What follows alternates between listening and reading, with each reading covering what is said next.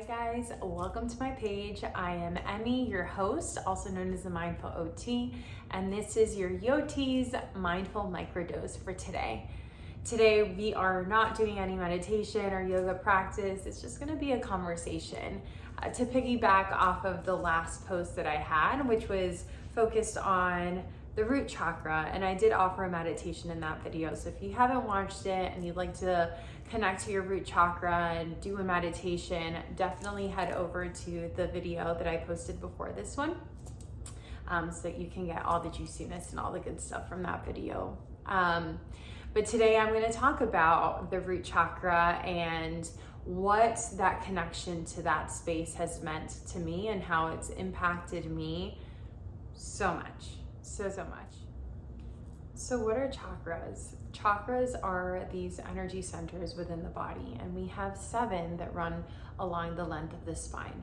We really do have more chakras or meridians throughout our body, which you can picture it as our lymphatic system and how we have lymph nodes everywhere throughout our body. It's very similar. If you've heard of acupuncture, if you've had acupuncture done before, the acupuncturist is working with these points of energy that are associated with different organs throughout the body.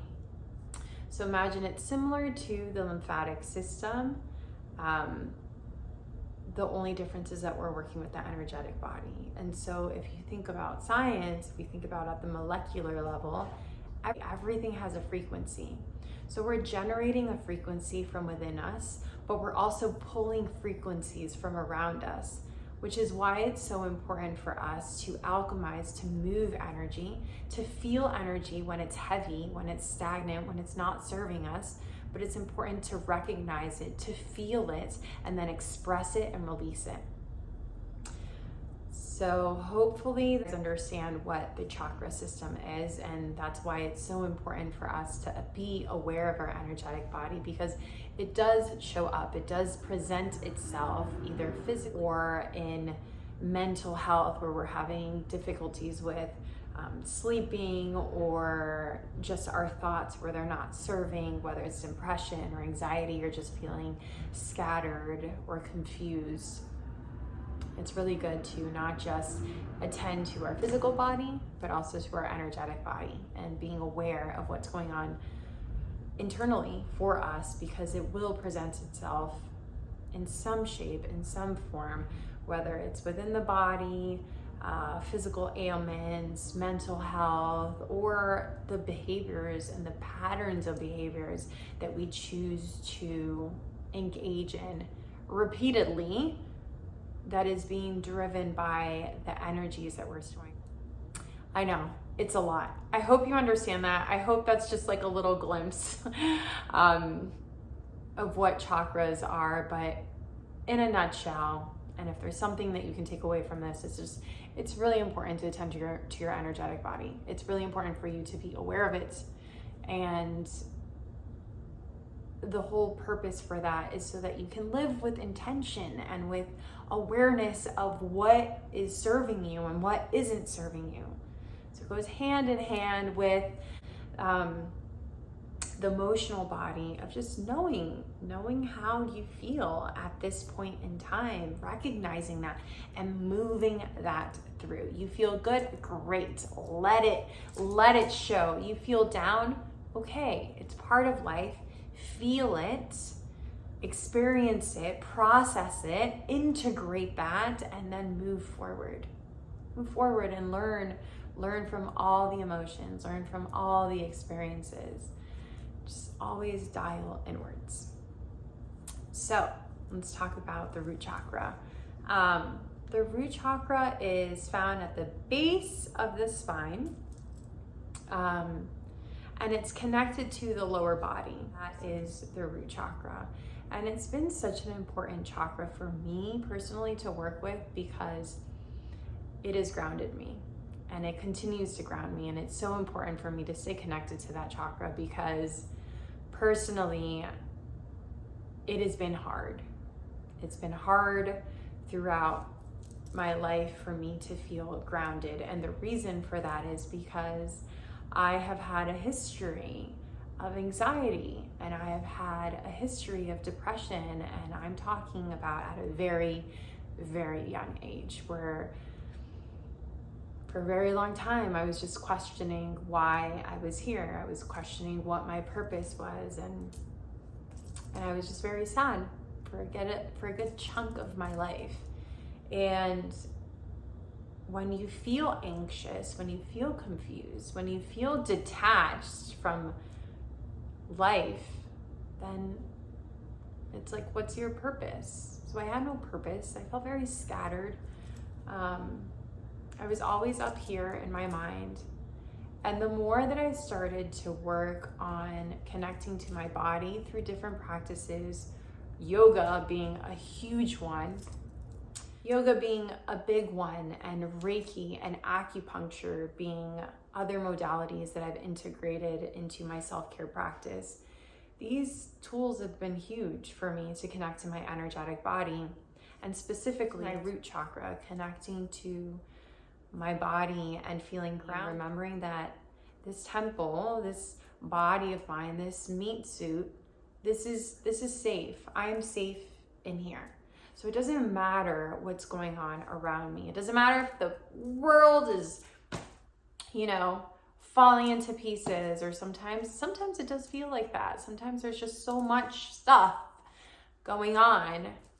And that's why it's so important for me to stay grounded and to stay connected to my root chakra, so that regardless of what's going on around me, I can connect to that sense of stillness. I can connect to peace. I can still feel safe. So one of the ways that you can connect to your root chakra, you could either practice a meditation that's focused on this energy center. And that can be, using the meditation that I shared in the post before this one, or finding something online that speaks to you, that's focused on the root chakra, that's focused on reminding you that you are grounded, reminding you that you are safe, reminding you that you are being guided, that you are supported by Mother Earth and by life itself. So when we do feel grounded, when we feel that sense of connection to life, to Earth, we feel supported, and we're able to trust that life is unfolding for us. And that is the beauty of feeling connected to this energetic space, is how beautiful is it to take every single step within your life knowing that life is working in your benefit, in that knowing. So it's really special. What else? Another thing that you could do is yoga. Yoga, whether it's a focus on poses that are grounding, where you're on the floor, laying down, or connected to the base of your spine. So some poses where you're just sitting down and you go into a forward fold and you're stretching out the low body, or you're laying down in Shavasana, or you're just laying down on your belly and supporting your head and just allowing your body to rest completely on the earth, where you're feeling that connection and being intentional and drawing your awareness towards the support of the earth, supporting your body, lifting you up. Earthing, it's one of my favorite things to do. I just love walking around barefoot. I love going outside and connecting with the grass, or walking on the beach completely barefoot, like feeling the earth underneath you.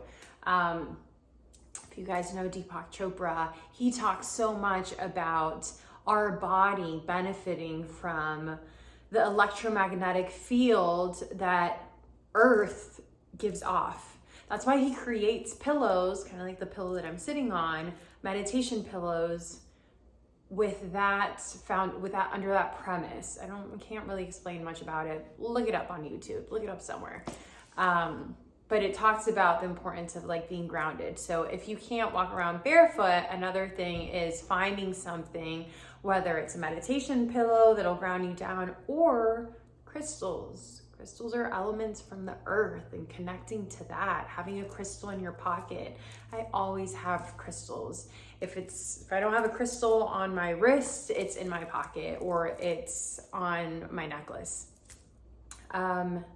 What else? Taking a walk out in nature and connecting with nature and allowing nature to speak to you. So it's during that time that it's really important to fully disconnect from social media. Get off your phone, put some nice relaxing music on, or just walking in stillness and observing life around you, observing the beauty that nature has to offer, and the lessons that we're able to learn and receive when we do choose to be still, when we do choose to our mind and listen intentionally or observe with so much intention. You know,